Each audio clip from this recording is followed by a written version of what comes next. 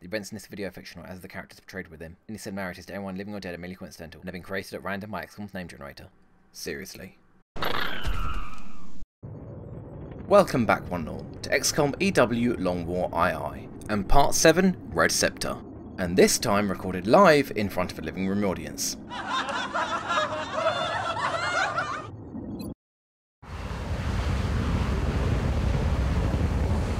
Council intel indicates the aliens are charging a plasma bomb of some kind. We need to locate and disarm that weapon before they're able to finish priming it. Our sensor readings indicate that the device is some sort of priming mechanism. Disabling this power node should give you more time to find and disarm the explosive. So here we find ourselves on our first Council mission, and with my first fully multicolored team of... So let's see if we can avoid a complete team wipe on my 7th mission. Now bear in mind this is a Council mission, so there won't be any meld, which means there's no need to even look for it. But this is the train yard, and that means there are 6 alleys to fight in. I'm going to try avoid explaining how painful bomb missions are for your first Council mission, and we'll go straight into having a look at our troops. We've got Denzel Washington as our infantry, with a scope and extended mags, Bruce Lee with double AP and HE grenades, Paul Newman with ceramic plating and a medkit to make sure he's always in full life, Julia Roberts with 2 rockets and a laser sight, Christian Bale with a collection of medkits and a flashbang, and Johnny Cash with a flashbang and a laser sight. Right, so I'm currently using Beta 9. Beta 7's the one we're interested in most, as that's the one that was fully packed with features, including the ability for classes such as a scout and the medic to be carrying shotguns. And if I'd started this mission on Beta 7, I would have given Paul Newman here a shotgun, but I didn't, so what can you do? Other things that are new are the fact that enemies now spawn completely randomly. Before they would spawn in a limited number of locations at random, but now thanks to the addition of XMarksTheSpot's random pod placement, enemies can now spawn entirely at random. So in theory there could actually be a pack of sectoids right on this roof. Which leads me nicely into my last topic before we begin. Enemy composition and numbers. Now I just played a Council mission in the first month offline, and although it was a VIP escort, the enemy consisted of 1 pack of 3, 2 packs of 2, and a single enemy on his own, as well as 3 paratroopers on the way back. So what am I going to expect here? Let's say 3 packs of 3 with 3 drop down surprises.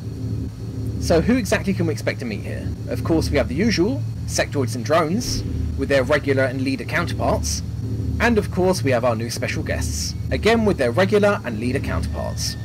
So with that out of the way, I think it's time we finally begin. So this is a bomb mission, which means we need to pick up these nodes as quickly as we can, allowing us as much time as possible to reach the bomb, which looks like is right here. Usually I'd be very careful by moving through concealment and avoiding triggering more than 1 pack at a time, but as this is a bomb mission, we don't have that luxury. So without further ado, it's time to see what's out there. Julia Roberts, lead the way. Heading to that location. Enemy That troop! alien is unusually human in its appearance. I'd recommend capturing it for further analysis. Yeah, I think we'll stick to killing it first, Varlin.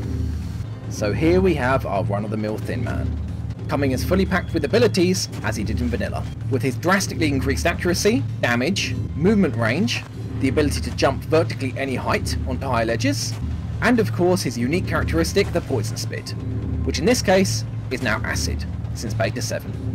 So how can we take him out this turn? Because I don't want to give him the opportunity to try anything nasty. Roberts has got a shot, although not particularly a good one, with 42%, and Bruce Lee can no doubt get a grenade throw from here, but I want to be careful, as this Thin Man will easily be able to get a flank on him. But we'll deal with that when we get to it. If need be, somebody will have to go on Overwatch, so let's move Lee up. I'm all over it. And another new addition in Long War is that explosives now do damage based on how close the target is to the epicenter of the explosion. So no longer are you going to try fit as many aliens into a blast radius, because at this range you'll no doubt do 1 damage. There is still a random element, but it's minor at best. And as this is the closest shot he can make, let's see what he does. Throwing grenade!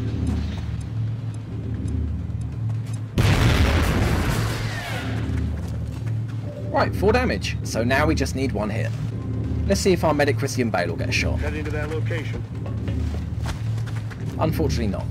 Unfortunately for me, it doesn't look like I'm going to be able to kill him this turn. So it's time for that backup plan. Washington dashes up to full cover. Newman dashes up to his full cover. Already there. Then Cash moves up to his. Heading there now. Of course, this means Roberts is going to have to go into Overwatch and take whatever comes her way. So Overwatch it is. I'm on it. Come get some. Got it covered.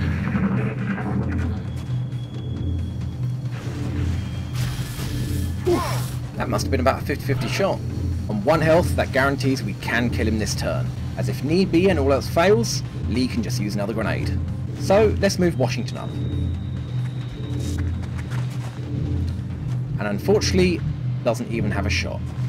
I want to leave Roberts until last in case I need to use a rocket. So we'll have Bale move up, taking low cover. Headed there now.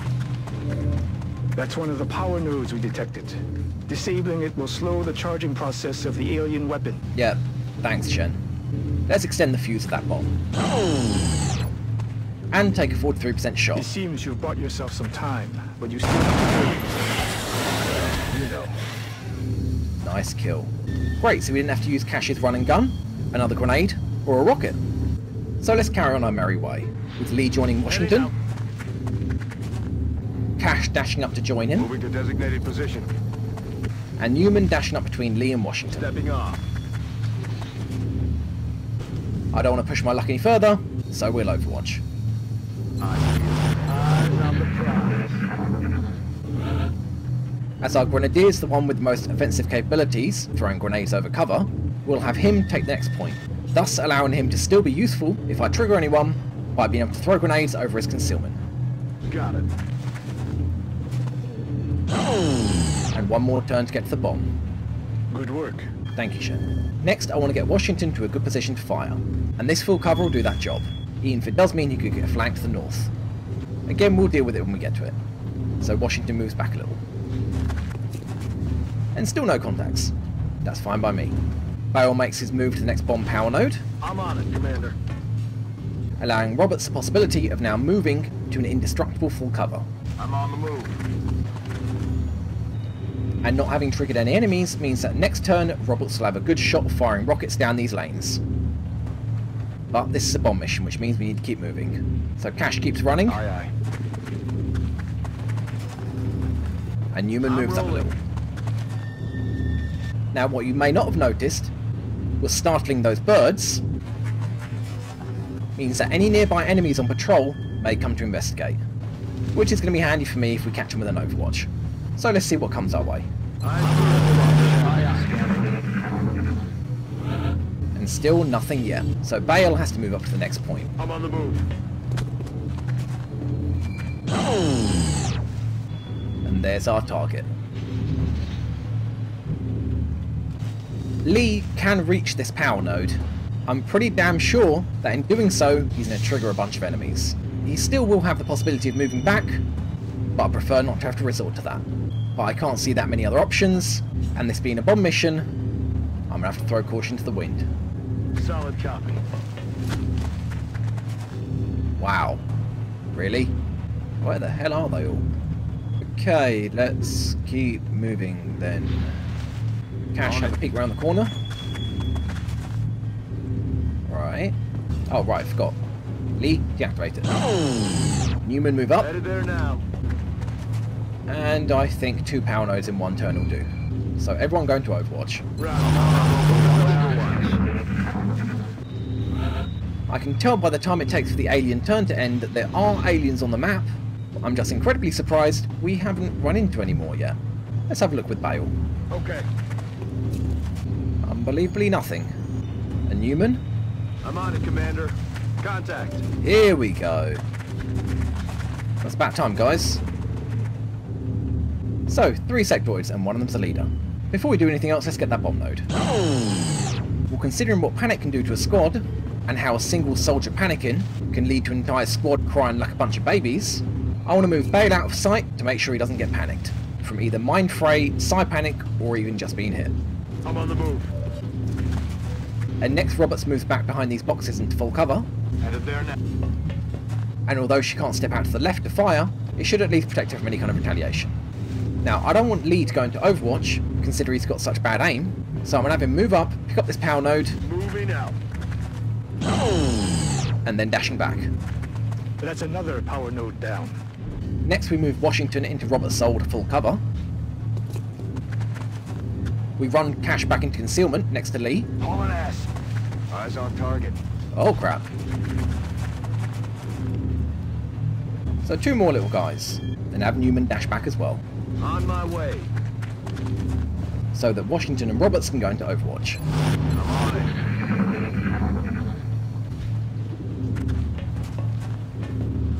Go on then, Roberts. No? Damn Well, it. never mind. Missed the target. Come on, Washington. Dead on.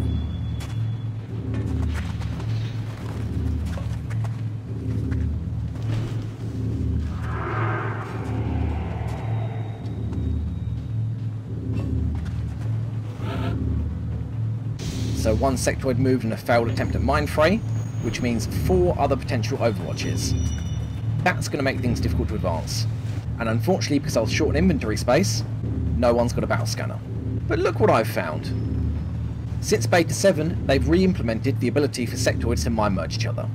And that allows me to see these 2 guys right here.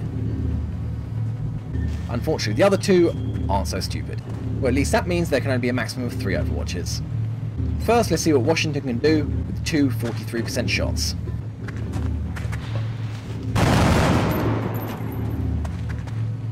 Alright, let's try that again. Lovely work. And new in Long War, what you saw there was a damage indicator and a damage reduction indicator, which, as you'd imagine, one shows how much damage the shot did, and the other one shows how much damage was reduced from either cover or armour. Now it's time to see what we can do on our left, but first a quick note on lightning reflexes. Long War has modified it so the first shot is 9% less accurate and all subsequent shots 70% less accurate, so putting Newman's ability to good use, we'll have him take a peek. I'm on the move. And oddly enough, nothing. Now I really need Newman to break this overwatch, and move here. It may only be half cover, but this is a bomb mission, and I have to have people keep moving. I'm on the move. And that didn't trigger Overwatch. That's really unfortunate. I really don't have a choice. I have to have Cash keep moving up. So Overwatch or no Overwatch, here goes nothing. Rolling out. Ah, interesting. I guess this guy can't step to the right to shoot. And with my hand being forced and having Newman in such a bad position, I might as well move Lee up On my way. so we can go into Overwatch, even if he doesn't have great aim. And like Newman before him, Bale's gonna have to be reckless as well, and move forwards and potentially trigger any Overwatches. Moving out. And nothing. So let's see what they throw at me. I'm on it. Overwatch. Aye, aye.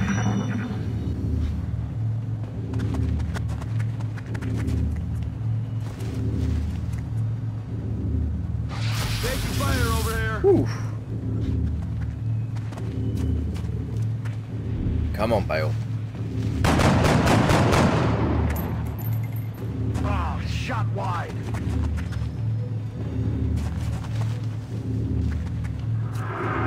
Don't panic, don't panic, don't panic! Oh, thank God. Excellent. No shots hit, no panic successful, and with 1 mine merge, that means there's only possibility of the last sectoid being an Overwatch.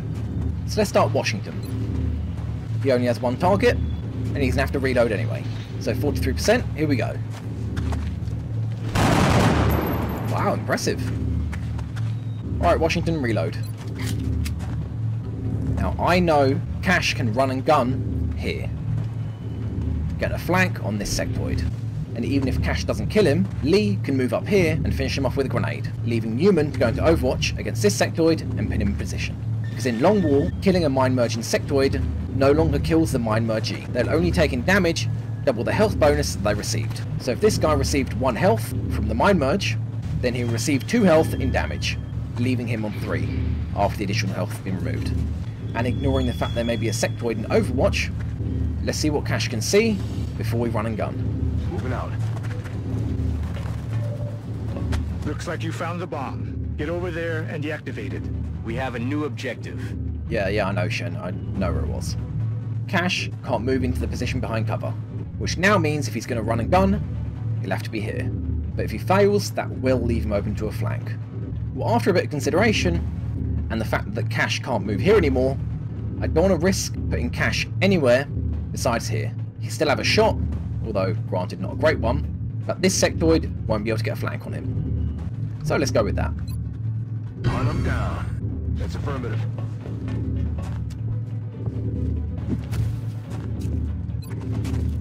%. Do the work. Oh, lovely. And 2 damage on this guy. So let's see if Lee can put HE under his feet and finish the job.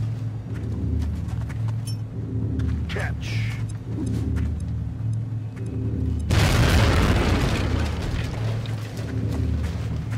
Wow. And apparently those boxes explode. I did not know that. Well, 2 down, 2 to go. Let's dash Newman up to get to the next power node. Yes, sir. And although this might be a reckless move, I want to bring Bale here to help resolve the situation with the last 2 sectoids, but unfortunately I may trigger an overwatch. But this is of course a bomb mission. So... Heading there now. Oh, thank God. So let's put Bale and Roberts in overwatch, and hope we catch this guy moving. Right. I got my eyes on it. Nice. Oh, never mind. Just in sight.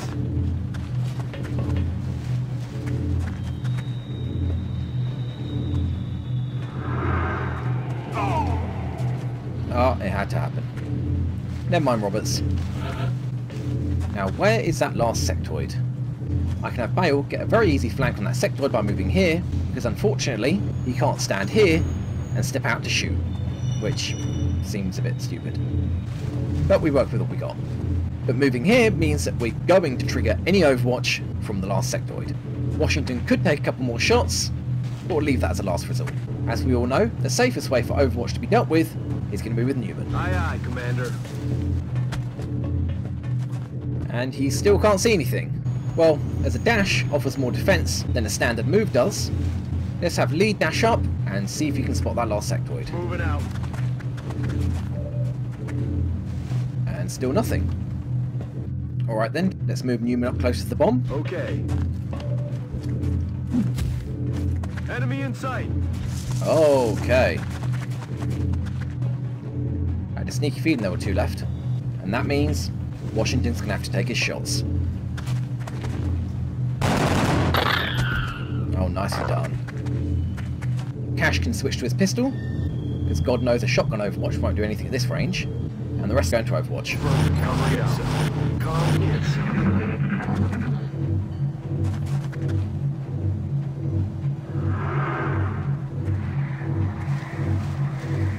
Oh, thank God. Commander, we're detecting an energy buildup in the area. Oh, so here they are. And with them being out of range, and this guy having shot, means Bale can move up Got it. and take his flank. 81%. Make it happen. Hostiles need a resupply. Nice job. With only the last 2 sectoids alive, it's time to start making some dashes. Washington runs across the tracks. I have Newman take a couple of steps back On my way. to get the power node. Then have him retake his old position, because he's covered from both sides against these sectoids, and will be in range to take the bomb if all else fails. On my way. And I want Cash close by in case Newman panics and somebody has to deactivate the bomb. 10-4. And funnily enough, Lee can move up to full Heading cover there now. and be in range for a grenade throw on both sectoids. So let's see how much damage you can do. Going out.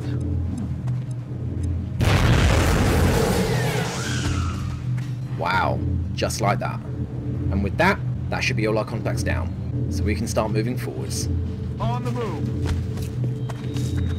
Commander, that bomb is going to reach full power any minute now.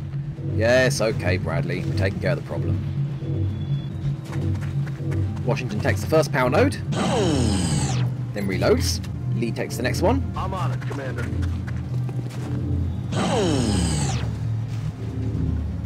Well done. Node is deactivated. Position confirmed. Roberts moves up and reloads. Good to go. Cash moves up next to the bomb and reloads. We're green to go. Newman does the same. Moving out. And I prefer to have Roberts on full health for our last engagement. So I have Bale move closer Roger that. and reload his gun. Leaving the last power node for Lee Affirmative. next turn. On Overwatch. On the prize.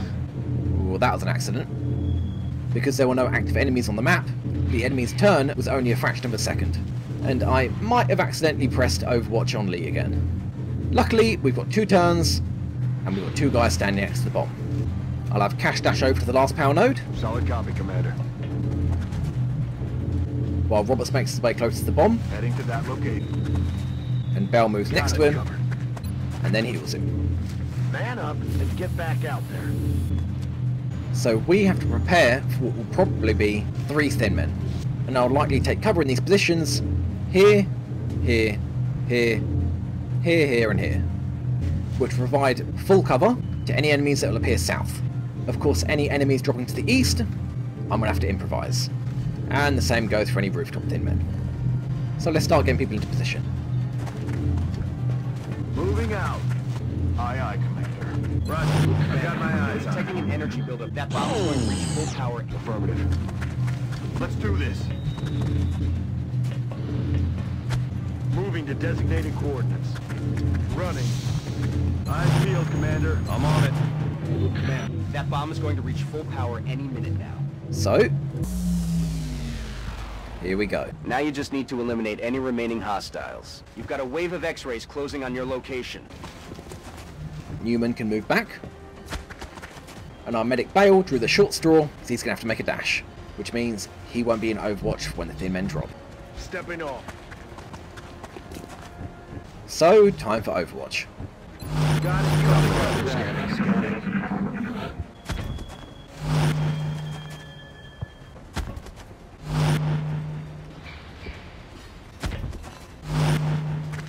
Alright, Robert, close range Overwatch. This should be easy. How could you miss? Newman hit with the 46%. Miss. Right, so 3 thin men drops, and none killed by Overwatch. And our infantry can't even see any. What as Roberts and Newman are our only soldiers that can see this thin man, they're the ones that are going to have to shoot. But seeing as Newman's going to have to break Overwatch for the rest of our squad to get into position, that leaves Roberts with the task of killing the first thin man, with a close range 96-60. And let's see what Bale can do with the second thin man. 99% to hit, and 60 to crit. Oof, perfect. That now leaves Newman to trigger the Overwatch of the remaining thin man. Heading there now. I'm all right.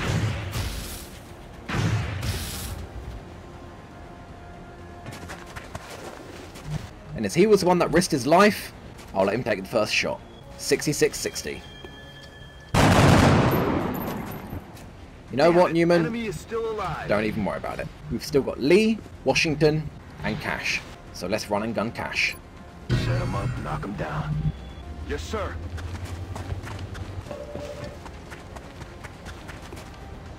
$94.70. Time to deal the damage. Well done, Strike One. I'm reading zeros on the bomb's energy signature. And just like that. Now you might all be wondering what the hell this was all about. Throughout the course of the mission, I kept hearing this noise. And over the ambience of the train yard, and the heartbeat noise of the bomb, I couldn't entirely work out what I was hearing, although it did distinctly sound like sectoids.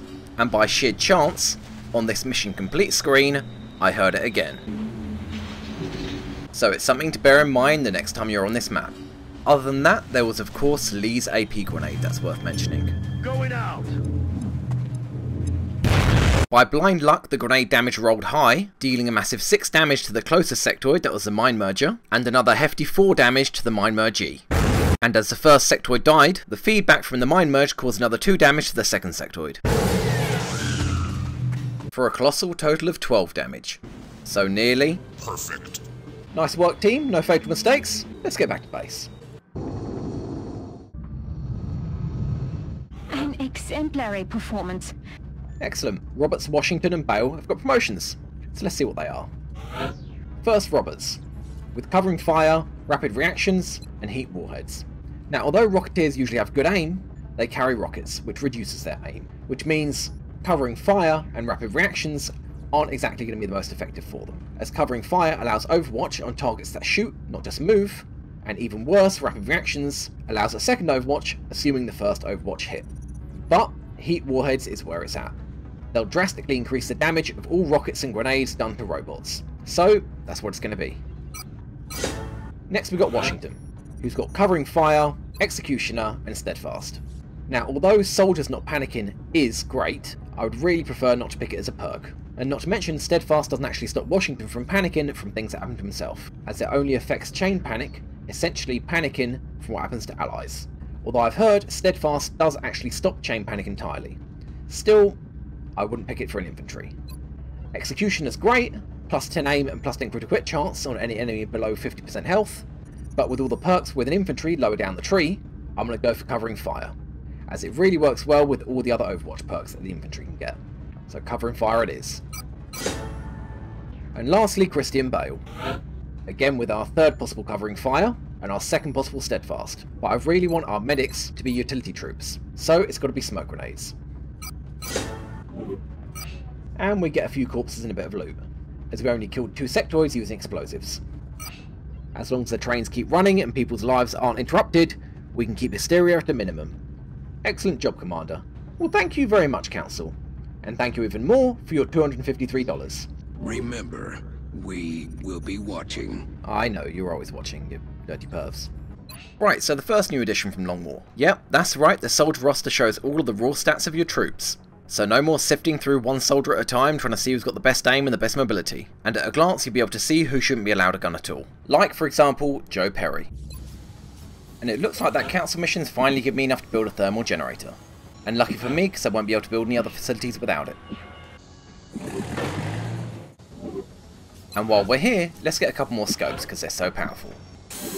And it looks like because of the beta update, I've lost the extra ammo drum for my Shiv. My own fault for carrying on with the campaign from an earlier beta version, but I do want that extra Shiv ammo. And I'm a bit short on cash, so I'll sell a couple of sectoid corpses to whoever will take them. And I'll buy one of the new auto loaders, which is essentially the ammo drum for the Shiv, but also works for mechs. And nope, you did see that right, you can actually rebuild destroyed Shivs. So with nothing else to do, let's spin that wheel and see how upset the council is with us. Ooh, weapon fragments for money. 37 bucks is good value, but I don't know how desperate I'm going to be for weapon fragments. So for now, we'll let that one slide. Okay, council, show me the money. Incoming transmission. We are extremely impressed, and that is not a statement this council makes lightly. Thank you, fellas. We only let one UFO escape, and 492 bucks in the first month is good enough for me. We will be in touch, Commander. And with those dollars, we'll buy a few new green-faced rookies. Contact detected. And another new addition in Long War, the altitude indicator, which gives a hint as to the UFO's mission. And so far, I've seen low, high, and suborbital. Suborbital means it's probably after your satellites. Low means it's likely going to land, and high, well, I don't really know what high means. Maybe they've just been smoking too many plants at the UFO landing sites. So this guy looks like it's probably going to land. But let's not take any chances, and we'll show him how the US deals with interstellar trespassers. Bangs out. 2 hits, come on, we just need 2 hits, Mango. Wow, he's really starting to rack up the kills. So first, some quick promotions. And to show off another new feature in Long War, rookies now have a 3rd class to choose from. And choosing it will pick randomly from one of the other 6 classes that you can't currently choose from, with the highest chance of picking the class you have the least amount of. It's an incredible addition in Long War that allows a second chance that that soldier will become the class that you want or need the most. But unfortunately doesn't go that well with the World Diversity second wave option, as the 58 aim Perry here could turn out to be a sniper. So with the worst aim, let's give him the biggest gun. Gunner it is. And with the heavies Julio Iglesias and Jane Fonda having mediocre aim, we'll leave them as they are. Next up, McQueen, who's got above average aim, and as we've only got 1 sniper and 2 scouts, Sniper it is. And lastly, Pacino, who's got just below average aim, but as we've got 2 infantry and 2 assaults, we might as well get another assault. So who's coming on the mission? Well, it's a UFO crash, so we're going to bring a sniper, and it might as well be the newly promoted McQueen, with a laser sight and for an hour only scope. Next up from our new promotions, Pacino, as his shotgun's going to help immensely against the pilot, but I'm going to give him a tac vest, increasing his mobility and decreasing his health, and to compensate for the health, ceramic plating, essentially spending an inventory slot for +2 mobility. And lastly, a flashbang. And the rest of the troops are going to be rookies. With Morris, who has bad aim, will have to make do with 5 health, as his inventory is full of grenades to make up for the fact that he's an unreliable shooter. Edwards with mediocre aim and health, carrying a flashbang and a HE. And then Redford and Davis, who have both got high aim, but low health. So they each get ceramic plating, and one gets a battle scanner and the other one a medkit. And unfortunately, no room for a smoke grenade. Touching down. Get ready to deploy. Our target touched down inside a major urban center. Well, Bradley, looks like your intel's right for once, but your pat on the back's gonna have to wait until next time, when the thin men bring their friends, and we kick some X-rays right in their demon bells.